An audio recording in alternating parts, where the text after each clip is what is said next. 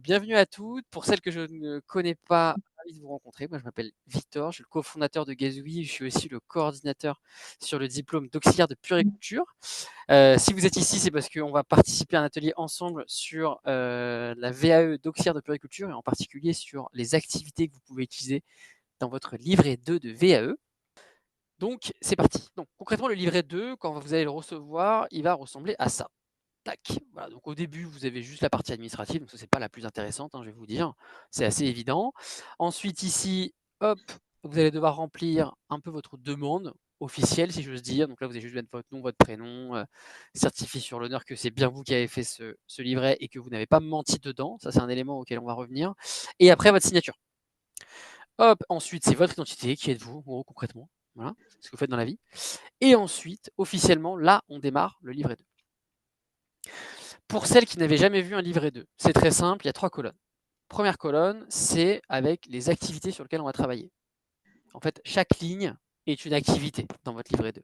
Là, on est sur la première ligne du premier tableau, donc c'est le premier domaine d'activité, la première activité. Ensuite, on a les rubriques A, rubrique B. Donc rubrique A, c'est simple, et en général, vous allez voir, vous avez beaucoup de conseils, en fait, ici. Tout ce qui est dans le tableau là qui est déjà écrit, c'est des conseils qui vous sont donnés pour plus facilement rédiger. Donc là, par exemple, ils vous disent, donnez des exemples de soins et d'activités que vous avez réalisés. Vous parlez de votre expérience en structure ou à domicile dans l'accompagnement des enfants. Au moins un type de soins et d'activités de la vie quotidienne est attendu pour l'activité 1. Il s'agit de soins d'hygiène et de confort, toilette, habillage, repas, relevant de la vie quotidienne et d'activités d'accompagnement à la vie sociale. Donc là, concrètement, ils vous ont tout dit.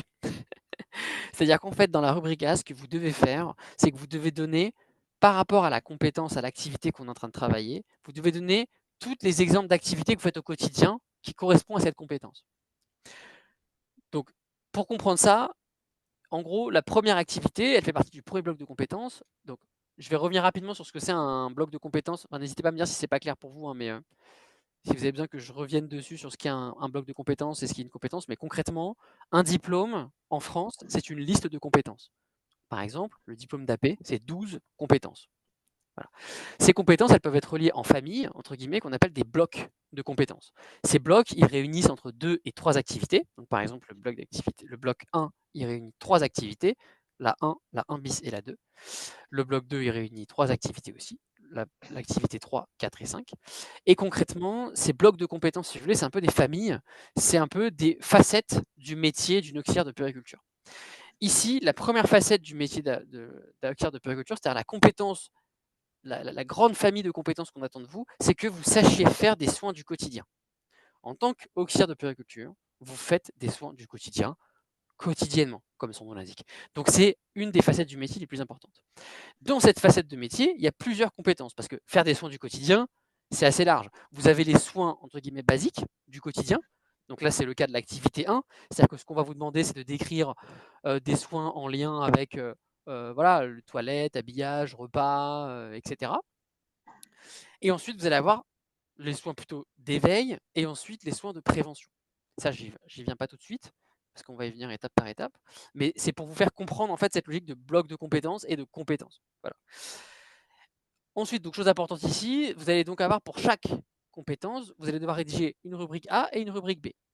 Une rubrique A, vous n'avez pas vraiment besoin de rédiger. C'est-à-dire que par exemple, en fait, ici, on vous a dit, ici, vous devez écrire au moins un type de soin ou d'activité de la vie quotidienne est attendu. C'est-à-dire qu'en fait, ici, vous devez dire au moins un type de soin ou d'activité dans la vie quotidienne que vous réalisez. Donc, par exemple, si vous faites des changes, vous le mettez. Je dis, moi, je réalise des changes au quotidien. Je réalise des soins. Voilà. Par exemple, si vous êtes assistante maternelle, vous dites en tant qu'assistante maternelle, je réalise des soins d'hygiène régulièrement. Et là, si vous voulez détailler les soins d'hygiène, par exemple, vous pouvez faire le lavage de mains, le désencombrement rhinopharyngé, je ne sais pas, par exemple, la douche potentiellement, la toilette complète, etc. Je réalise des changes, voilà, différents types de changes, change debout, change technique, entre guillemets, si j'ose dire. Donc, c'est un change avec potentiellement sel explosive, voilà. Bref, c'est à vous de donner ça, mais vous avez remarqué que je ne détaille pas. C'est-à-dire qu'en fait, je dis juste tout ce que je peux faire. Voilà. Et en fait, dans la rubrique B, là, on va vous demander d'en choisir un, de choisir une situation que vous avez décrite ici. Donc, par exemple, là, vous allez me dire, moi, Victor, j'ai envie de parler dans cette situation. Je vais détailler un change avec selle explosive. Voilà. Et donc c'est ça. Décrivez avec précision les situations vécues. Et là, ils disent, dans votre expérience, décrivez une situation. Et vous avez vu, il y a le une situation où vous avez réalisé des soins de la vie quotidienne. Et donc là, concrètement, ce qu'on va attendre de vous, eh ben, vous allez choisir une situation dans votre tête et vous allez la décrire ici. Voilà. Donc c'est ça qui, parfois, est un peu compliqué à comprendre entre la rubrique A et la rubrique B. On se dit, mais c'est quoi l'intérêt de la rubrique A? En fait, si vous voulez, la VAE, c'est la validation des acquis de l'expérience. Si vous demandez de décrire en détail toutes les expériences que vous avez eues, on n'en sortirait pas, quoi, on n'y arriverait pas. Par contre, ça les intéresse de savoir, ok, est-ce que, inversement, si on vous demandait juste de détailler une seule situation, en fait, ça ne ferait pas assez de détails croustillants, entre guillemets, pour bien apprécier votre compétence. Et donc, du coup, c'est pour ça qu'il y a en même temps la rubrique A et la rubrique B, le meilleur des deux mondes. C'est-à-dire que vous avez la rubrique B où vous allez devoir vraiment rentrer dans les détails d'une situation, montrer tous vos gestes, tous vos automatismes, toutes les choses auxquelles vous faites attention. Et en même temps, dans la rubrique A, où là, vous allez principalement dire tout ce que vous faites en termes d'expérience en lien avec la compétence. Voilà. Ensuite, autre chose, donc là, désolé, je passe beaucoup de temps sur la compétence 1 parce que ça vous permet de comprendre aussi la forme du livret 2. Mais concrètement, donc là, vous allez tout le temps avoir la première question qui ressemble à ça. Voilà. Dans votre expérience, décrivez une situation, blablabla. Blablabla. Ça, c'est toujours la même chose. Et ensuite, suivant les compétences, donc la compétence 1, 1 bis, hein, vous vous souvenez, hein, compétence 1, 1 bis, etc., c'est là. Suivant la compétence où vous êtes, vous allez avoir plus ou moins des questions supplémentaires. Alors, vous allez me dire, mais à quoi elles servent ces questions? Alors, ces questions, en fait, si vous voulez, elles vous servent à expliciter. C'est-à-dire qu'en fait, dans les compétences, quand on vous demande de décrire, imaginons que vous ayez choisi un change pour cette situation, qui est moi mon conseil, hein. Concrètement, je vous le dis, choisir un change, c'est génial parce que le change, c'est un change du quotidien. C'est un soin qui est assez technique. C'est-à-dire que suivant, si par exemple vous avez un enfant qui bouge dans tous les sens, etc., en fait, ça montre que vous êtes technique. Ça permet de montrer plein de panels de talents, c'est-à-dire votre talent un peu sur la partie hygiène, sur la partie sécurisation de l'enfant, sur la partie technique de juste changement de couche, etc. Sur la partie émotionnelle, par exemple un enfant qui pleure, qui s'agite dans tous les sens, comment vous arrivez à le calmer pour réaliser le change de manière optimale, etc. Et donc en fait, si vous voulez les compétences, alors moi je ne pourrais pas rentrer dans les détails parce que on n'a pas le temps, mais en fait c'est l'objectif de votre accompagnateur. Donc si vous êtes accompagné par Gazoui, c'est ce qu'on va faire. Si vous ne l'êtes pas, il faudra lui demander de le faire. C'est que en fait, il faut détailler plein de choses que vous faites. Beaucoup plus que ce que vous ne le pensez. C'est-à-dire potentiellement un change, vous vous dites, moi je le fais tous les jours, donc en fait, j'ai que des automatismes.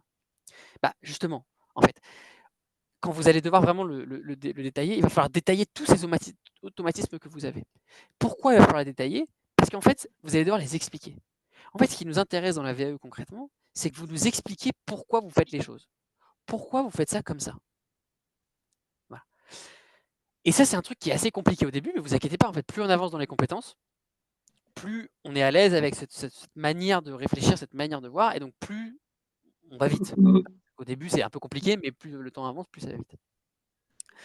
Et donc, en fait, si vous voulez, ces deux petites questions qui sont là, elles ont pour objectif de vous simplifier le fait de bien vérifier que vous n'avez pas oublié de détailler cet aspect-là. C'est-à-dire, comment vous avez fait, comment vous avez adapté ces soins à la situation de l'enfant, quels effets a eu votre action auprès de l'enfant. C'est-à-dire que ce qui les intéresse, c'est, ok, c'est bien, vous avez décrit ça, mais est-ce que vous avez bien pensé à nous raconter ces deux aspects-là? Voilà. Donc parfois, vous allez souvent vous dire, mais je comprends pas, moi j'ai déjà détaillé dans mon activité, j'ai déjà détaillé ces aspects-là. Oui, et ben c'est pas grave. Il faut le refaire en réinsistant sur ces aspects-là. Ok, bah comment vous avez fait concrètement? Bah moi j'ai fait attention à ça, j'ai fait attention à ça, j'ai fait attention à ça. Voilà. Est-ce qu'on a des questions déjà ou ça va pour l'instant? Tac, tac, tac. Lors de l'oral, peut-on nous interroger les autres exemples, c'était en rubrique A ou pas du tout? Oui, tout à fait. Tout à fait, oui, ils peuvent vous questionner. De façon générale, en fait, avant, officiellement dans les règles de la VAE, pardon, ils appelaient ça des modules il y a quelques années, non, c'est ça. Oui, en gros, bon, c'est des mots qui sont utilisés, qui sont un peu équivalents, concrètement. Voilà. C'est comme quand vous entendez le mot activité et le mot compétence. En fait, c'est deux mots qui ont des sens différents, mais concrètement, dans le cadre de la VAE, c'est utilisé pour dire la même chose. Hop, donc au niveau de l'oral, officiellement, ils sont que autorisés à vous questionner sur les questions, les éléments que vous allez détailler dans votre livret. Néanmoins, en pratique, vous avez des jurés qui vont vous poser des questions sur d'autres choses. Donc qu'est-ce que ça veut dire? Ça veut dire qu'on se plaint, on dit ils n'ont pas le droit? Non, en pratique, on ne fait pas ça. En pratique, ce qu'on fait du coup, c'est qu'on essaie de maîtriser les exemples qu'on décrit. Et encore une fois, les exemples que vous avez décrits, c'est des exemples qui vous servent de support à votre réflexion. Et ce qu'ils vont vraiment vous demander, par exemple, si vous décrivez un lavage de main, Mais en fait, un lavage de main, si vous avez bien détaillé le change, vous comprenez les enjeux du lavage de main. Ça, vous comprenez potentiellement les étapes que vous devez faire, vous comprenez le matériel que vous devez utiliser, etc. Voilà. Est-ce une grande rédaction à chaque question? Alors ça dépend. En gros, il n'y a pas de règle. C'est-à-dire que je ne peux pas vous dire, ah bah dans le cahier des charges de la VAE, il y a marqué qu'il faut absolument qu'il y ait tant de lignes. Ça, il n'y a pas ça, concrètement. Donc pourquoi il n'y a pas ça? Bah, parce qu'en fait, si vous voulez, l'important et ce qu'attend le jury, c'est pas tant un nombre de lignes. Parce que vous pourriez faire 5 pages, mais en ne correspondant pas aux éléments, et inversement, vous pourriez faire 1 page et demie en étant excellent. Donc en fait, moi je dirais pas un nombre de pages minimum. Moi, ce qui est important, c'est est-ce que quand vous lisez l'activité, vous avez l'impression d'avoir tout dit. Vous avez l'impression d'avoir détaillé toutes les manières dont vous avez fait. Sachant que là, j'aurais pas le temps de vous le montrer non plus, mais on fera un autre atelier. Ou si vous êtes accompagné, ça va vous simplifier la vie. Mais en gros, concrètement, vous avez ce qu'on appelle des critères d'évaluation. En fait, toutes les compétences, il y a des critères d'évaluation. Pourquoi il y a des critères d'évaluation? Parce que c'est des diplômes d'État. Donc en fait, l'État dit les règles du jeu. C'est-à-dire qu'en fait, on sait exactement ce que doit contenir votre activité. Et ça, c'est le rôle de votre accompagnateur de vous guider là-dessus. Voilà. Parce que vous pourriez faire vous-même sur le papier, mais c'est assez compliqué à comprendre, et c'est assez compliqué à comprendre comment surtout ces critères d'évaluation, ils s'appliquent à votre activité à vous. Voilà. Donc moi, ce que je dis souvent pour la taille, je dis, vous essayez de faire un recto minimum, voilà, écrit en taille 11, avec des sauts de ligne. Et après, il n'y a pas de taille plus. Sachant que, n'oubliez pas, le jury, c'est des humains. C'est des humains qui vont vous lire. Donc plus le livret il est gros, bah plus c'est un peu embêtant pour le lire. Surtout que je vais vous dire un truc, ils sont payés pareil si votre livret il fait 50 pages qu'il en fait 150. Donc qu'est-ce que ça veut dire ça? Ça veut dire qu'il y a des jurys qui ne vont pas lire en entier. Voilà. Ils vont jamais le dire. Je suis sûr que s'il y a des jurys dans les commentaires, ils vont dire mais non, pas possible, tous les jurys lisent. Oui. Moi je vous donne juste le modèle économique. Hein. On va droit au but, quoi. Donc en fait, il faut trouver le bon équilibre. C'est-à-dire qu'il faut mettre suffisamment pour qu'il y ait des détails qui nous intéressent, en particulier en lien avec le référentiel de compétences.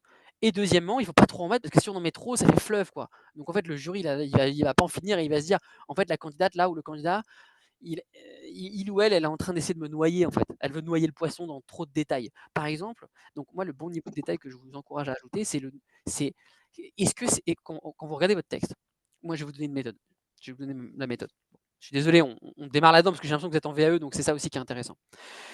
C'est quoi la méthode pour rédiger une situation? Parce que là, vous êtes en train de vous dire potentiellement, mais attends, mais moi, je ne sais pas quoi choisir, etc. C'est trop compliqué, j'ai pas les étapes, etc. Bon. Moi, je vous donne ma méthode. La méthode, elle se fait en 5 temps. La première étape, c'est de choisir la situation. La situation, comment on la choisit? Bon, bah déjà, les piliers qui vous permettent de choisir une situation. 1, il faut que vous vous rappeliez bien.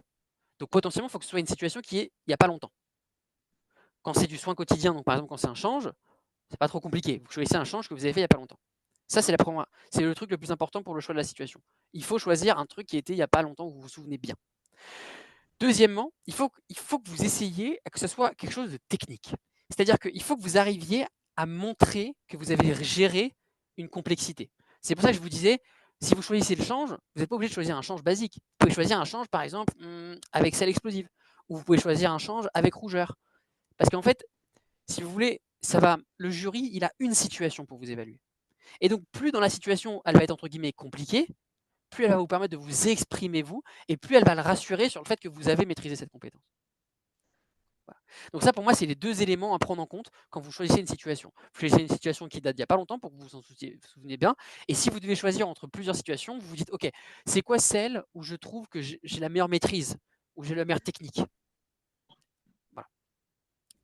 Une fois que j'ai choisi la situation, là, vous allez vous dire trou noir, syndrome de la feuille blanche. Donc ça, la méthode, c'est quoi? Enfin, la méthode que je vous propose, vous faites ce que vous voulez. Moi, ce que je dis à mes candidates, c'est que la première chose que vous faites, c'est que vous vous videz la tête. C'est-à-dire que vous prenez un papier et un crayon, ou bien si vous êtes ordinateur, vous ouvrez votre truc d'ordinateur vide, et vous écrivez tout ce dont vous pensez, tout ce dont vous vous souvenez. Mais ça n'a pas besoin de faire du sens, ça n'a pas besoin d'être hiérarchique, c'est-à-dire, ah bah d'abord ça s'est passé ça, chronologique, pardon. D'abord ça s'est passé ça, d'abord ensuite c'est passé ça, ensuite il s'est passé ça. Non, non, non, vous videz votre tête. Tous les détails auxquels vous pensez, c'est-à-dire que quand vous pensez à cette situation-là, toutes les choses, par exemple, est-ce que l'enfant il a un pull rouge? on le met. L'enfant avait un pull rouge. J'ai fait ça, puis j'ai fait ça, puis j'ai fait vous mettez tout ce qui vous passe par la tête. À quoi ça sert ça? En fait, la mémoire, ça utilise un peu un biais cognitif de votre mémoire. La mémoire, c'est un objet un peu bizarre. En fait, je ne sais pas si vous avez remarqué, mais aujourd'hui, là, si je vous demande: «Vous avez mangé quoi dimanche soir?» je suis quasi sûr qu'il y a la moitié d'entre vous qui ne s'en souvient pas. Et l'autre moitié qui s'en souvient, si je leur dis: «Vous avez mangé quoi, hier soir?» si ça se trouve, il y a de bonnes chances pour qu'ils s'en souviennent pas. C'est qu'en fait, votre cerveau, parfois, il a des blocages. C'est-à-dire que la mémoire se bloque. Et donc, en fait, la meilleure manière de débloquer la mémoire, c'est en fait de sortir des choses qui peuvent vous sembler pas utiles. Donc, par exemple, si je vous reprends l'exemple du dîner, c'est: «Ah bah, j'ai dîné à cette heure-là» ou bien «J'ai dîné avec cette personne-là» et en fait, ça débloque toute la mémoire. Et en fait, ça, c'est un élément donc par exemple, pour ceux qui ne se souviennent pas de ce qu'ils ont mangé dimanche, si je leur dis: «Ah mais vous étiez en famille, vous vous souvenez? Vous étiez sur la terrasse». «Ah mais oui, j'étais sur la terrasse et oui, ah OK, c'est bon, je m'en souviens» et là, boum, tout se sort. Et donc en fait, le risque, c'est que vous restiez bloqué parce qu'en fait, votre mémoire est bloquée, c'est pas vous, c'est votre cerveau. C'est votre cerveau qui joue contre vous. Voilà. Et donc ce trick-là que je vous donne, ce petit tips, ça vous permet d'ouvrir votre cerveau et de juste de tout vider sur la page. Et le deuxième avantage que ça vous fait, c'est que ça vous permet de vous enlever la pression. Souvent, quand vous allez démarrer ce qu'on appelle le syndrome de la feuille blanche, c'est le syndrome de la pression, de se dire: «Oh, faut que j'écrive quoi? Je commence par quoi?» Non, non, mais vous posez pas la question de savoir pourquoi vous commencez par quoi. Si le premier tiré que vous faites, parce que c'est la première chose que vous vous souvenez, c'est ce qui s'est passé à la fin du change, mais c'est très bien. On s'en fiche. On le réorganisera juste après. Donc en fait, après cette situation que je vous ai dit, vous vous retrouvez avec une situation et vous vous retrouvez avec plein de tirets qui décrivent un peu tout ce que vous avez. Et vous vous retrouvez surtout avec un cerveau un peu plus calme, où du coup vous l'avez vidé. C'est-à-dire que vous n'avez plus de risque de vous dire: «Oh, faut que j'écrive ça avant de l'oublier». Bah oui, c'est ça. Là, vous l'avez écrit. Donc il n'y a plus de risque qu'il disparaisse. Une fois que vous avez fait ça, vous pouvez commencer à prendre chaque activité et effectivement les remettre dans l'ordre chronologique. Comme ça, pourquoi on le fait que maintenant l'ordre chronologique? Bah comme ça, on ne se met pas la pression avant dessus. Voilà. On se met les ordres chronologiques, donc toutes les tirets, hop, vous les réorganisez dans l'ordre chronologique. Donc soit vous les réécrivez sur une nouvelle feuille, soit si vous êtes sur ordinateur, bah, en fait, vous les copiez, enfin, vous les coupez, vous les collez. Et là, on va se retrouver avec quoi? Avec une histoire, avec que des tirets, hein. Donc c'est pas une situation VAE ça, hein, mais on a une histoire avec que des tirets. En les remettant dans l'ordre chronologique, je vous le donne dans le mille, vu que vous allez faire le lien entre 2 tirets, «Ah bah oui, j'ai fait ça et après j'ai fait ça», vous allez forcément trouver de nouveaux tirets en disant: «Ah non mais entre les 2, attends, j'ai fait ça». Je vous donne l'exemple, c'est OK, bah, c'était un change avec des rougeurs, par exemple. OK, j'ai enlevé la couche, il y avait un tiret où c'est bon, moi j'ai enlevé la couche et il y avait un tiret beaucoup plus loin où c'était, je suis allé chercher la crème. Bon, bah, en fait, quand vous allez les relier les 2, vous allez vous dire: «Ah non, mais entre les 2, d'abord, j'ai observé qu'il y avait des rougeurs et j'ai nettoyé les fesses avec, le coton. Ah bah oui, j'avais oublié d'avoir fait ça», et cetera. Voilà. Et c'est ça qu'on vous demande. Donc en fait, en remettant dans l'ordre chronologique, ça va vous permettre d'ajouter encore plus de détails. Donc vous allez vous retrouver avec une action super bien, très complète. Et la dernière étape qui va vous rester, ça va être la rédaction. C'est-à-dire qu'en fait, tous ces petits tirets que vous avez écrits, l'objectif, c'est de les transformer en vraies phrases et de les coller les unes à la suite des autres. Mais c'est pas compliqué parce que vous avez déjà la chronologie et vous avez déjà les éléments. Voilà. Et déjà, si vous vous retrouvez avec une situation comme ça, bah, en fait, en 2 heures de travail, vous vous retrouvez avec une situation. Voilà. Ces exemples sont déjà des actions réalisées en tant que CAP. Et ces enjeux ne faut-il pas viser uniquement les actions de la P? Alors ça, c'est une excellente question, Stéphanie. Je vous remercie de la poser. Un change, une EJE peut en faire, une AP peut en faire, une CAP peut en faire, une professionnelle non diplômée, même une maman et un papa peuvent en faire des changes.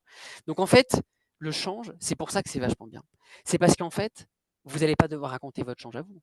Vous allez devoir raconter le change à la manière d'une AP. C'est-à-dire comment elle fait le change d'une AP en fait.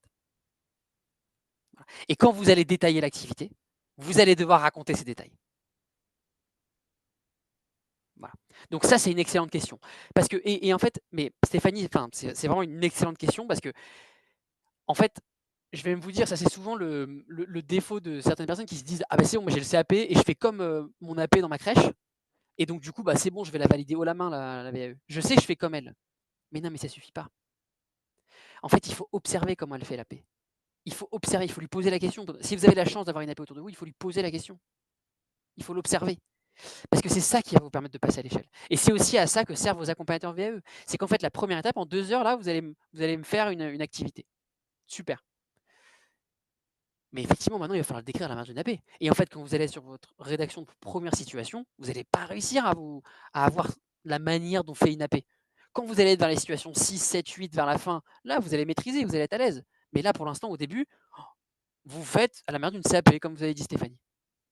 Et donc, c'est ça à quoi elle vous sert, votre accompagnatrice ou accompagnateur. C'est qu'il vous sert à vous dire, ouais, mais là, tu vois, pourquoi tu as fait ça? Et vous allez voir. Enfin bon, celles qui sont accompagnées à gazouille aussi. Elles vont vous poser des questions simples. Pourquoi tu as écrit ça? Pourquoi tu fais comme ça? Voilà. C'est ça notre rôle. C'est de vous questionner. On n'est pas vos profs. On n'a pas de relation hiérarchique avec vous. Voilà. C'est vous les boss. À la fin, c'est vous qui passez l'oral. Hein. Enfin, je veux dire, nous, à la fin, voilà. Donc en fait, c'est justement en passant de je fais un change comme une CAP à je fais une change comme une AP. Et ça, c'est un autre avantage de la VAE qui est génial, c'est que la VAE n'est pas une formation officiellement. C'est-à-dire qu'on ne vous forme pas, on valide vos acquis. Néanmoins, quand vous allez, en fait, vous allez découvrir un métier. Vous allez découvrir une manière de faire d'un métier. Et en fait, fondamentalement, vous allez progresser. Et moi, il n'y a pas une seule personne qui n'est pas allée au bout de sa VAE qui me dit pas, mais en fait, je travaille différemment. Parce que je vois les choses, j'observe les choses différemment. Je comprends ce que je fais. Et tout ce que j'ai appris par cœur en CAP, bah en fait, j'avais appris par cœur, j'avais pas compris pourquoi je faisais ça. Et en fait, maintenant, en tant qu'AP, vu que je dois expliquer pourquoi je fais les choses, maintenant, je comprends. Voilà. Bon, j'espère que j'aurai répondu à votre question, Stéphanie.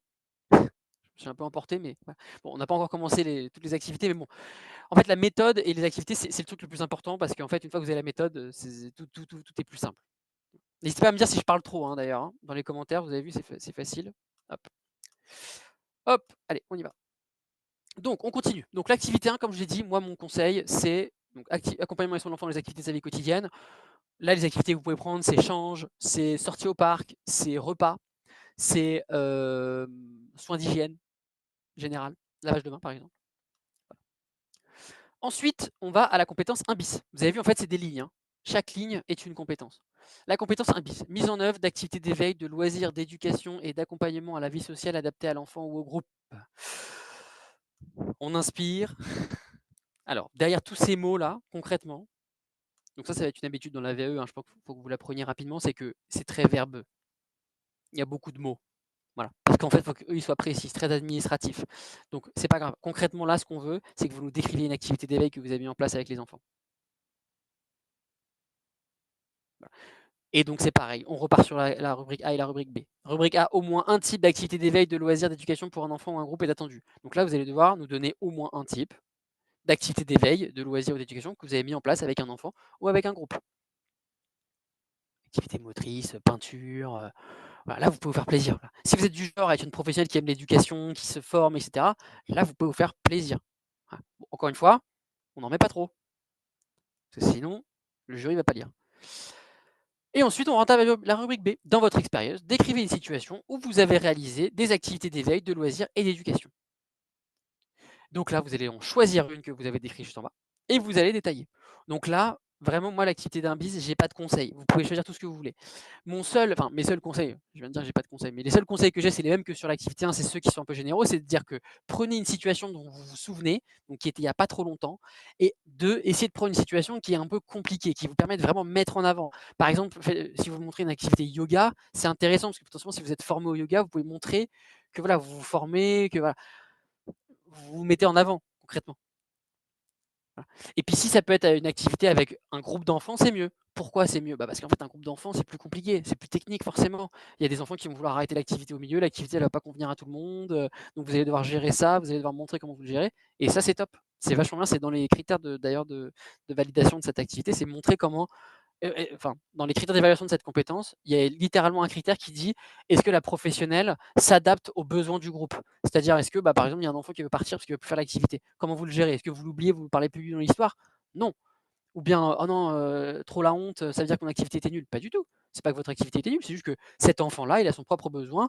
Bon, il évolue, c'est pas grave. Votre responsabilité, c'est pas de le bloquer, c'est de lui dire ok, très bien, tu peux faire ça tant que tu restes sous ma responsabilité et sous ma sécurité. Hop, on a les deux questions toujours pareilles, les questions annexes, je pense que vous avez compris. Hein. Voilà. De toute façon, l'activité 1 et l'activité 1 bis, c'est pas pour rien qu'on l'appelle pas l'activité 2, celle-ci. Hein. C'est qu'elles sont très très proches les deux. Voilà. Ensuite, l'activité 2, alors l'activité 2 un peu spéciale. En gros, l'activité 2, identification des risques lors de l'accompagnement de l'enfant et mise en œuvre d'actions de prévention adéquates. Donc ça, concrètement, en fait, si vous voulez, donc derrière les mots, encore une fois, c'est toutes les actions de prévention que vous mettez en place auprès des enfants. C'est quoi une action de prévention? Et pourquoi ça fait partie du bloc 1, qui est le bloc du soin du quotidien? Bah, en fait, si vous voulez, la façon dont il le voit, le jury, c'est que la prévention, c'est une action qu'on fait tout le temps pour éviter d'avoir à faire des soins plus compliqués. C'est ça la prévention. Par exemple, la prévention, c'est, mettre une barrière pour pas que les enfants tombent des escaliers. Voilà. Les actions de prévention, c'est mettre la barrière. Et c'est pourquoi? Bah, c'est pour éviter que les enfants tombent dans les escaliers.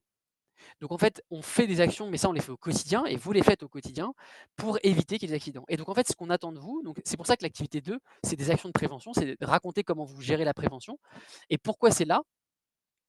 Bah, parce qu'en fait, c'est un peu quelque chose qu'on fait au quotidien. Et donc en fait, l'activité 2, vous allez devoir décrire, donc là toujours pareil, rubrique A, là vous pouvez dire un peu, des activités du quotidien que vous faites. Et ensuite, dans votre expérience, décrivez une situation où vous avez identifié des risques lors des soins apportés et qui vous a permis la mise en œuvre, pardon, d'actions de prévention adaptées. Alors, qu'est-ce que ça veut dire ça? Donc là, on lit tout doucement. D'abord, décrivez une situation. Ça, on le connaît dans vos expériences. Où vous avez identifié des risques lors des soins apportés et qui vous a permis la mise en œuvre d'actions de prévention adaptées. Donc là, concrètement, souvenez-vous, on est dans le bloc 1. Donc en fait, elle est un peu compliquée cette activité parce qu'on va devoir choisir une activité, une situation. Donc moi, ce que je vous conseille, parce que je vais dans le mille, hein, toujours moi, c'est le repas. Vous choisissez un repas. Après, dans tous les repas que vous organisez, vous choisissez celui qui vous semble le plus technique, vous vous souvenez le mieux, mais vous choisissez un repas. Pourquoi le repas? Parce que le repas, c'est un soin du quotidien. C'est quelque chose que vous faites régulièrement. Et c'est quelque chose d'assez technique. Et d'autre part, c'est une situation où il y a beaucoup de risques. Il y a des risques d'allergie, il y a des risques de fausse route, il y a des risques de chute de la chaise, il y a des risques de brûlure. Les enfants ils peuvent se brûler avec la nourriture. Il y a des risques de bagarre entre guillemets entre les enfants. Il y a énormément il y a des risques qui se coupent avec, les couverts, et cetera. Donc en fait, c'est une super activité parce qu'il y a plein de risques et du coup, ça va vous permettre de montrer à chaque fois qu'est-ce que vous avez mis en place, c'est-à-dire les actions de prévention que vous avez mis en place pour éviter que ça se passe. Voilà. Donc en fait, dans cette situation, vous allez choisir un repas par exemple et dans ce repas, vous allez raconter un repas comme si de rien n'était et en fait, dedans, à chaque fois, vous allez dire: «Bah, voilà, moi j'ai identifié ce risque-là à cette étape-là et donc j'ai mis en place cette action de prévention». Par exemple, voilà, je mets la table avant chaque repas, je mets la table avec, les enfants, étant donné que les enfants sont un peu jeunes, et pour éviter qu'ils se blessent avec les couverts, je leur propose des couverts à bout rond, qui évitent de se blesser avec des couverts normaux et en même temps qui leur permettent d'être en autonomie avec leur plat. Et ben voilà, vous avez détecté le risque et vous avez raconté les actions de prévention que vous avez mis en place. Voilà. Et après, toujours pareil, vous avez les petites activités en plus, enfin les petites questions en plus, questions bonus.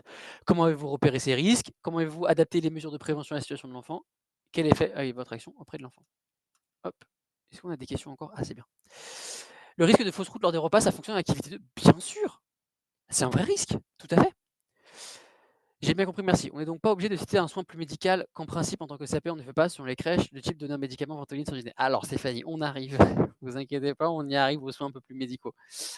Mais donc, enfin pour répondre à votre question très concrètement, Stéphanie, non, pour cette activité 1, vous n'avez pas besoin. Parce que c'est pas du tout le sujet. En fait, le sujet dans l'activité 1, c'est vraiment le soin du quotidien. Et en fait, le soin du quotidien, vous pourriez argumenter que les CAP et les AP font les soins. En fait, la question, c'est pas de savoir est-ce que vous faites le soin ou pas, c'est plutôt la manière dont vous le faites, si vous voulez un peu un cadre un peu de travail. iPhone de Maggie, il faut bien anticiper toutes les étapes à décrire, tout à fait. Mais ça, encore une fois, suivez la méthode que je vous ai donnée juste avant le début de l'atelier. Si on choisit le repas, le fait de préparer les chaises en fonction de l'âge et mobilité des enfants peut être une activité. Mais c'est génial, Léa, c'est top ça. Ah oui, c'est super, vous avez raison. Un des risques, c'est que les enfants tombent de la chaise, potentiellement. Donc vous avez fait le choix d'avoir des chaises qui sont adaptées à la taille de l'enfant. Génial, c'est top. En fait, l'enjeu, c'est pas d'identifier un seul risque, c'est d'en identifier plusieurs et de raconter plusieurs choses. Donc elle est très compliquée cette activité 2 parce qu'elle nécessite vraiment un questionnement personnel, puisque souvent vous faites plein de choses déjà. Si vous êtes là d'ailleurs, c'est que en général vous êtes des profils quand même assez, engourdis quoi. Je sais pas si on dit engourdi ou dégourdi plutôt, enfin vous êtes des professionnels vraiment, enfin vous êtes top quoi. Et donc c'est souvent dur de se remettre en question, de se dire: «Attends mais ça c'est un automatisme, je me pose pas de questions, je me pose même plus la question de pourquoi je fais ça en fait». Voilà. Donc c'est ça qui est un peu compliqué et encore une fois, j'insiste, hein, mais ça sert à ça les accompagnatrices ou les accompagnateurs. Voilà. Allez, si pas de questions sur l'activité 2, on passe au bloc 2. Et du coup, on va pouvoir répondre à Stéphanie, parce que ça, c'est vrai que c'est un vrai sujet. Donc, dans le bloc 2, là, on rentre dans le bloc de compétences 2. Du coup, appréciation de l'état clinique de la personne et mise en œuvre de soins adaptés en collaboration avec l'infirmier en intégrant la qualité et la prévention des risques. Toujours très verbeux. Donc, comme je vous explique, ce domaine de compétences 2, c'est en gros ce qu'on appelle le soin médical. En gros. C'est-à-dire, le compétence 1, c'était le soin du quotidien, c'est-à-dire que c'est du soin, mais c'est pas vraiment comme on imaginerait un soin. Voilà. Là, dans l'activité 3, l'activité 4 et l'activité 5, c'est-à-dire le domaine d'activité 2, là, on est plus dans du soin médical. C'est-à-dire que là, on est sur de la situation médicale. Moi, j'aime bien appeler ça aussi soin clinique.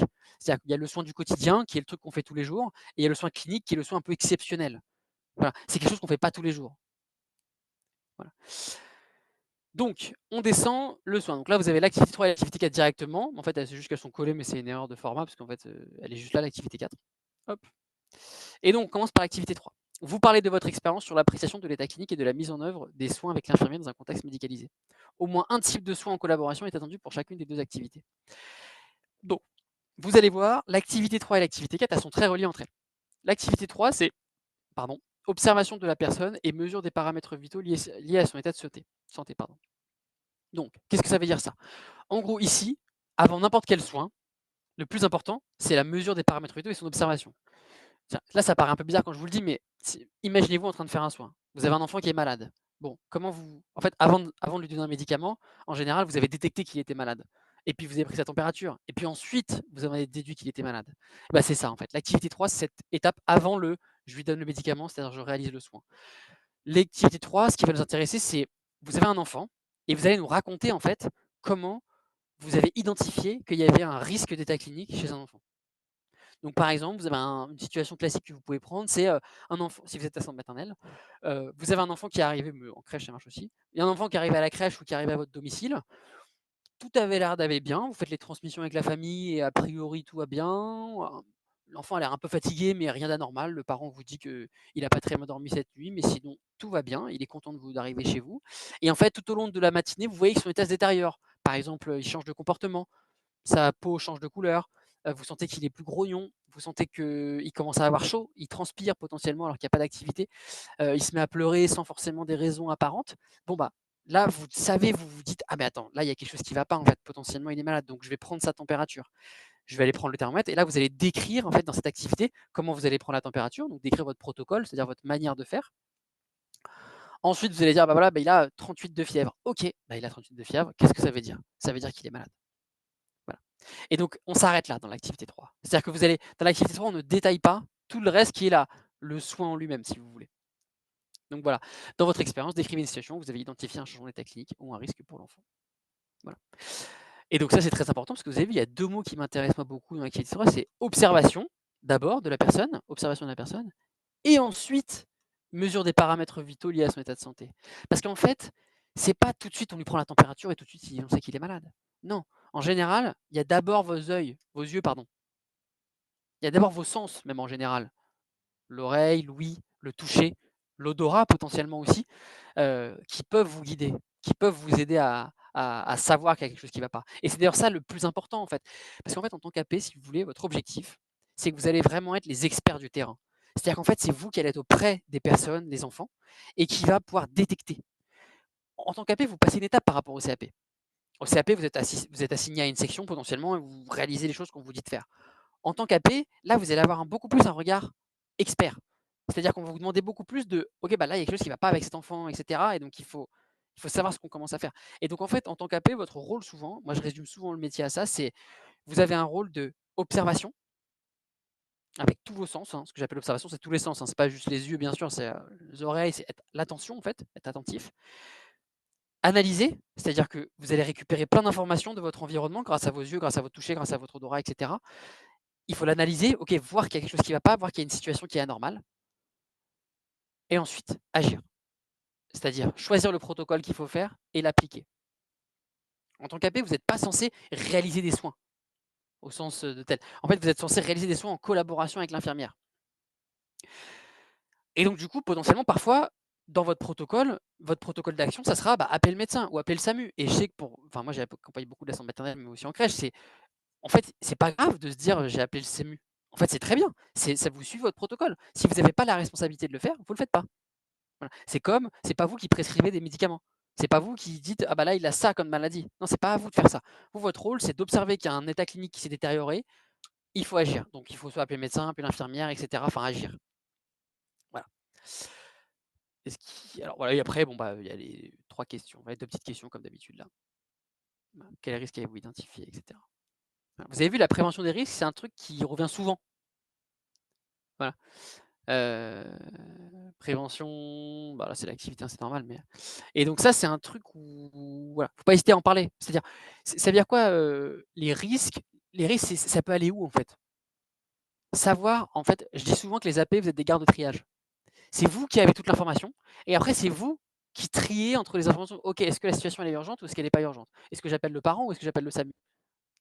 L'écart entre les 2 il est important, hein. Ou est-ce que je fais rien et juste je lui donne un Doliprane, parce que j'ai l'ordonnance et cetera? Voilà. C'est ça votre rôle en tant qu'AP et c'est pour ça que dans cette VAE, c'est ça qu'on va vous demander de détailler votre manière de faire. La 4, là, c'est une activité où vous allez devoir décrire une situation où vous avez collaboré avec l'infirmier et d'autres professionnels de santé à la réalisation des soins. Alors ça, j'ai eu plusieurs fois la question, donc c'est pour ça que j'en parle. Heu, Quand vous donnez un médicament avec une ordonnance à un enfant, c'est une collaboration à la réalisation du soin. Puisqu'en fait, c'est le médecin qui prescrit le médicament et vous ensuite, vous donnez, enfin, c'est vous qui exécutez le soin. Mais en fait, vous le faites en collaboration avec le pédiatre. Voilà et donc c'est pour ça que parfois cette question elle peut faire peur parce qu'elle peut se dire: «Bah, moi, je suis en tant qu'assistant maternelle donc j'ai pas d'infirmière à mon domicile. Comment je fais?» Bah, si vous avez déjà donné des médicaments avec ordonnance, ça rentre là-dedans. La ventoline, ça rentre là-dedans et cetera. En fait, montrer que vous savez réaliser des soins de l'enfant. Voilà et moi j'appelle ça des soins basiques, mais c'est pas non pas basiques au sens, ils sont pas utiles, mais c'est que c'est des soins basiques, que c'est ça qu'on va vous demander quoi. La prise de médicaments avec ordonnance, c'est ça que vous devez savoir faire. Voilà. Hem Donc voilà, d'infirmiers, d'autres professionnels de santé à la réalisation des soins. Comment le soin a-t-il été mené? Voilà et après vous avez encore les petites questions en plus pour vous aider à détailler. Voilà. Donc là, par exemple, moi les situations que je prends beaucoup ici, c'est prise de médicaments avec ordonnance. J'ai déjà eu aussi le cas d'une professionnelle qui a fait un bandage avec une infirmière avec un enfant qui avait un problème. Je trouve ça intéressant. Ensuite, on arrive dans l'activité 5. Donc ça, c'est la dernière activité du bloc 2. Cette activité-là, on la regarde ensemble. Installation et aide au déplacement de la personne à partir de ses ressources et des techniques de mobilisation. Ça, concrètement, c'est une activité qui est centrée autour des troubles musculo-squelettiques et à votre manière de mettre en mouvement les gens. C'est-à-dire de les mobiliser, de les déplacer et de les installer. Et en particulier les enfants. Voilà. Par exemple, de prendre ça, les activités que vous pouvez choisir particulièrement, ça peut être installer un enfant dans un berceau ou bien installer un enfant sur un tapis de change, installer un enfant dans une poussette. Voilà. Parce qu'en fait, quand vous installez un enfant dans une poussette, vous avez 2 étapes. Vous avez l'étape de mobilisation, en fait, vous soulevez l'enfant et l'étape d'installation. Vous l'installez dans la poussette, sur le tapis de change et cetera. Voilà et là, ce qui va être important dans cette situation, c'est de bien s dire 2 choses. La première, c'est comment vérifier si l'enfant, il peut faire cette mobilisation et cette installation. C'est-à-dire comment vous faites attention à ce que l'enfant soit bien installé. Par exemple, un enfant, avant 6 mois, on ne le met pas assis dans une poussette, il faut qu'il soit allongé. Voilà, des choses comme ça. En fait, il faut montrer que vous y avez pensé. Et donc c'est important pour l'enfant, mais c'est aussi important pour vous, de montrer comment vous protégez, donc des troubles musculo-squelettiques en particulier. Donc comment vous faites attention à votre posture, le chevalier servant, et cetera. Voilà pour l'activité 5, c'est la dernière du bloc, de 2. Ensuite, bloc 3. Bloc 3, là, on est sur le bloc de la communication. Ça, c'est une des facettes extrêmement importantes du diplôme d'AP, c'est la communication. En tant qu'AP, vous allez tout le temps être en collaboration avec plein de gens différents. Vous allez être en collaboration d'abord avec, les parents et les enfants. Donc ça, c'est pour ça que c'est la compétence 6, c'est la première du bloc. Et ensuite, vous allez être en contact avec tous les autres professionnels, les autres AP, l'infirmière, le pédiatre, et cetera. Vous allez être en connexion régulière. Et donc c'est pour ça que dans ce domaine de compétence 3, il y a 2 activités. L'activité 6 qui est vraiment dédiée en fait à accueil, information et communication auprès des personnes et de leur entourage. Donc ça, c'est comment vous arrivez en fait à créer une relation de confiance avec les familles. Et donc ça, pour vous expliquer, c'est en gros, c'est parce qu'en fait, en tant qu'AP, vous allez travailler auprès de familles qui sont potentiellement en détresse, qui sont dans un état de stress qui peut être assez important. Vous le savez, dans un contexte hospitalier ou même potentiellement dans un contexte de crèche, hein, on ne sait jamais, ou en contexte de PMI, bah, ça peut être des situations qui sont un peu compliquées. Donc en fait, comment créer une relation de confiance avec le parent, c'est une compétence qui est extrêmement valorisé dans le diplôme d'AP, c'est même une des compétences du diplôme. Voilà. Donc c'est ça. Et donc en fait là par exemple, décrivez une situation où vous avez développé une relation de soins et une communication avec l'enfant et son entourage. Voilà. Hop, et la 7 du coup, alors la 7 c'est pareil, donc c'est la communication mais avec cette fois-ci votre équipe. Et en particulier, l'angle de l'activité 7, c'est lié à la formation. C'est-à-dire qu'en fait, en tant qu'AP, vous allez souvent travailler en équipe, donc vous allez souvent devoir accueillir de nouvelles personnes dans votre équipe, et donc vous allez souvent devoir montrer comment vous avez accueilli, formé ces personnes. Donc ça, les situations que vous pouvez choisir, c'est quoi? Bah, par exemple, si vous avez accueilli des stagiaires, si vous avez accueilli potentiellement des nouvelles assistantes maternelles sur la ville et que vous les avez accompagnés avec le relais petite enfance par exemple, vous leur avez montré les gestes, vous avez montré les protocoles, les lieux, etc. Ça compte. Voilà. Donc c'est pas parce que vous n'êtes pas en crèche et que vous n'avez pas eu de stagiaire que vous ne pouvez pas trouver de situation. C'est vraiment, en fait, ce que la compétence veut montrer, c'est, ok, si demain vous êtes une AP, est-ce qu'on peut vous mettre dans un service et vous allez savoir, bah, en fait, accueillir une nouvelle personne, lui montrer les éléments qui sont importants, bien vérifier qu'elle a compris, etc. Voilà. Donc, décrivez une situation où vous avez mis en pratique une action de formation, cours, encadrement, évaluation des apprentissages en stage, par exemple. On arrive bientôt sur la fin. Je vois qu'il n'y a pas de questions, donc ça va. On continue. Donc, la compétence, le bloc de compétences 4, lui, c'est le bloc de compétences de l'hygiène. Hygiène du matériel et du local. Donc, concrètement, la première activité, c'est entretien des locaux et des matériels liés aux activités de soins. Ça, concrètement, en fait, la situation, je vais vous la lire directement, c'est décrivez une situation d'entretien où vous présentez les étapes de la démarche et les procédures dans le contexte d'une sortie de patient ou de fin de journée. Choix des produits, circuit, protocole. Là, il vous donne la réponse. Hein. Choix des produits, circuit, protocole. C'est-à-dire que là, vous allez devoir décrire, donc si vous êtes en maternelle ou en crèche, hein, c'est pareil, les enfants sont partis, vous avez votre salle de jeu, par exemple. Comment vous nettoyez cette salle de jeu? Quels sont les produits que vous utilisez? Quels sont les circuits que vous utilisez? Quels sont les protocoles que vous mettez en place? C'est ça qui va nous intéresser. Donc c'est une situation un peu différente, entre guillemets, puisqu'en fait là c'est ok, bah voilà. Là, quand vous allez raconter votre expérience, c'est ok, bah voilà, moi pour nettoyer mon espace, voilà, je fais ça. Je fais ça, puis je fais ça, puis je fais ça, puis je fais ça, puis je fais ça, puis je fais ça, etc. Et c'est important, vous nettoyez autant les locaux, la pièce, que le matériel. Voilà. Ça c'est important. Donc matériel, c'est quoi? Ça peut être une poussette, ça peut être un thermomètre, ça peut être des jouets, ça peut être plein de choses. Hop, ensuite l'activité 9, repérage et traitement des anomalies et dysfonctionnements en lien avec l'entretien des locaux et des matériels liés aux activités de soins. Alors, qu'est-ce que c'est ça? Là, on est dans l'activité 9, on est toujours dans le bloc 4.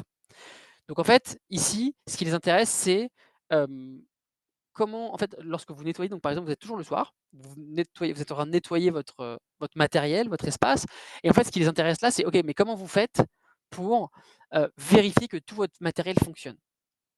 Alors vous allez me dire: «Mais ça n'a rien à voir». Bah si, parce qu'en fait, c'est en fin de journée, par exemple, vous allez vous dire, vous êtes en train de nettoyer la poussette, par exemple, la roue elle est cassée ou le frein est cassé, OK, il faut que j'agisse. Ou bien, je suis en train de ranger ma trousse de soins, je suis en train de la remettre au propre, hop, ah bah, je vois qu'il me manque des bandages ou bien il me manque, le thermomètre n'a plus de pile, et cetera.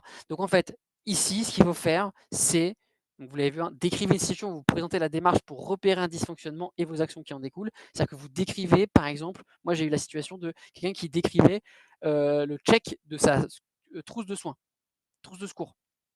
Voilà, où en fait elle dit: «Voilà, voilà mon protocole, j'applique ça, j'applique ça, j'applique ça, j'applique ça», hop, et comme elle vidait sa trousse de secours, elle disait: «OK, bah, j'ai bien ça», et là, elle repère un dysfonctionnement: «Ah bah tiens, j'ai plus de sérum physiologique, hop, et bah, je vais en récupérer dans ma pharmacie et je prévois d'en racheter», et cetera, pour garantir la chaîne d'approvisionnement. C'est des choses comme ça en fait, c'est vraiment du matériel. Mais vous pouvez faire d'autres choses. Moi je connais d'autres personnes qui ont fait plutôt, la poussette, par exemple. Parce que oui, c'est un outil qui, enfin, c'est un outil qui est lié aux soins. Hop, on arrive enfin sur le dernier bloc. Donc là, le dernier bloc, on a 2 compétences dedans. On a l'activité 10. Donc ça, l'activité 10, c'est tout ce qui est lié à la transmission. En fait, si vous voulez, le domaine de compétence 5, c'est tout ce qui est lié au travail en collaboration. C'est-à-dire que, pas le travail en collaboration comme on l'avait vu dans la compétence 4, vous vous souvenez, c'était, le soin avec l'infirmière, ou la 6 ou la 7 où là c'est plutôt l'aspect formation. Là, ce qui les intéresse dans ce bloc 5, c'est OK, est-ce que demain si je vous lâche dans une équipe, vous savez travailler en équipe? Et c'est quoi qui est important quand on travaille en équipe? Bah, il y a 2 choses. Un, les transmissions, c'est-à-dire comment vous arrivez à transmettre l'information à toutes les parties prenantes qui sont importantes. Donc ça, c'est par exemple, les transmissions du matin et du soir avec les parents, les fiches de soins, le règlement intérieur, enfin et cetera. Tous les éléments en fait que vous utilisez pour, en gros, tous les outils de communication que vous utilisez au quotidien. Et en fait, ça, c'est une activité qui est particulière parce qu'en fait, on ne va pas vous demander de décrire une situation. Vous avez vu? On va vous demander de dans votre expérience, décrivez les outils que vous utilisez au quotidien pour rechercher et noter les informations nécessaires à votre travail auprès de la personne soignée ainsi que les personnes que vous sollicitez pour recueillir toute information nécessaire aux soins. En fait, si vous voulez, la philosophie de AP, c'est que AP, vous êtes vraiment chargé de la continuité du soin. Le problème, c'est que vous êtes aux 35 heures potentiellement. Et donc, en fait, ça veut dire que, enfin, plutôt vous travaillez une partie de la journée et c'est plus vous qui travaillez le reste de la journée, donc vous avez une collègue parce que lui, le patient, par contre, il reste toute la journée, ça, il y a pas de doute. Enfin, il vit toute la journée. Donc pour l'enfant, par exemple, bah, quand il finit la crèche ou il finit l'accueil à votre domicile, bah, en fait, il est accueilli par quelqu'un d'autre. Même si c'est ses parents, il est accueilli par quelqu'un d'autre. Et donc en fait, c'est pour ça que c'est extrêmement important les transmissions. C'est pas juste une histoire de dire: «Ah bah, on a fait des belles photos, des belles activités». C'est OK, vous parents, c'est vous qui allez prendre la continuité du soin maintenant à partir de maintenant et bah, qu'est-ce que vous avez besoin de savoir qui s'est passé aujourd'hui, qui peut être crucial, déterminant si par exemple, pour, votre reste de la journée? Voilà. Et ça, c'est extrêmement important parce qu'imaginez si l'enfant, voilà, il s'est passé quelque chose dans la journée et vous l'avez pas transmis aux parents et en fait les parents, il y a une urgence en fait, enfin ça crée une urgence le soir où l'enfant doit aller aux urgences et le pédiatre il va demander la prise en charge, il va dire: «Mais qu'est-ce qui s'est passé aujourd'hui? Est-ce qu'il y a quelque chose que je dois savoir?» et cetera. Voilà. C'est pour ça que les médecins d'ailleurs, ils disent souvent ça, ils disent: «OK, est-ce qu'il y a quelque chose que je dois savoir? Qu'est-ce que» voilà. Vous faites partie, vous êtes un maillon de la chaîne du soin. C'est extrêmement important en tant qu'AP et donc cette partie transmission, les outils que vous utilisez et la rigueur que vous imitez derrière, c'est super important. Hop, donc ça c'est la première étape et la deuxième étape, c'est OK, comment vous vous coordonnez juste avec l'équipe? Et donc là, ce qu'on va attendre de vous, donc c'est organisation de son activité au sein d'une équipe pluriprofessionnelle en garantissant la qualité et la gestion des risques. Ici, ce qu'on attend de vous, c'est vous allez devoir choisir une journée où vous décrivez la manière dont vous vous organisez habituellement votre travail. Très simple. Donc en fait, vous faites un tableau avec des heures. En disant: «Bah, voilà, cette heure-là, je fais ça, je fais ça, je fais ça, je fais ça». Et ensuite une autre journée où vous avez fait face à des imprévus. Ça, c'est intéressant parce que ça leur montre aussi comment vous vous adaptez. Et souvenez-vous, on en avait parlé, s'adapter, c'est un pilier énorme du diplôme d'AP. Donc ici, en tant qu'assistant maternel, les activités que vous pouvez utiliser, bah, par exemple, toutes les activités où vous avez fait des activités en collectif. Donc par exemple, avec l'animatrice du relais, avec d'autres assistants maternels, je pense à une sortie à la médiathèque, par exemple. Ou bien si vous avez une association d'assistants maternels, si vous vous rejoignez pour aller au parc, et cetera, comment vous vous coordonnez, comment vous montrez en fait que vous travaillez ensemble. Autre chose qui peut être assez intéressant, c'est une journée où vous avez une collègue, par exemple, qui est absente, et donc c'est vous qui assurez la continuité du soin avec les enfants. C'est-à-dire qu'il accueille les enfants chez vous, je sais que ça se fait dans certains départements. Heu, Comment on fait avec le compte CPF? On vous contacte? Oui, avec le compte CPF, vous pouvez nous suivre. Alors, des œuvres, pour ceux qui souhaitent utiliser le compte CPF. Lise a partagé le lien, voilà, Lise de Gazouille. Je vous remets le lien, vous vous inscrivez sur le lien, vous pourrez parler avec un membre de l'équipe pour qu'il vous accompagne. Surtout, au-delà de parler du financement, on va parler de votre projet. C'est quoi votre projet concrètement avec ce diplôme? Si vous n'êtes pas sûr que vous voulez faire une VAE, notre objectif, c'est aussi de vous guider. Voilà. Par exemple, c'est pas forcément le diplôme d'AP qui est bien pour vous, ça peut être le diplôme, ça peut être le CAP, ça peut être le diplôme de JE, ça peut être d'autres diplômes et cetera. Donc c'est aussi notre rôle de vous guider. Je vous dis merci beaucoup à toutes en tout cas d'avoir participé, et on se dit à bientôt.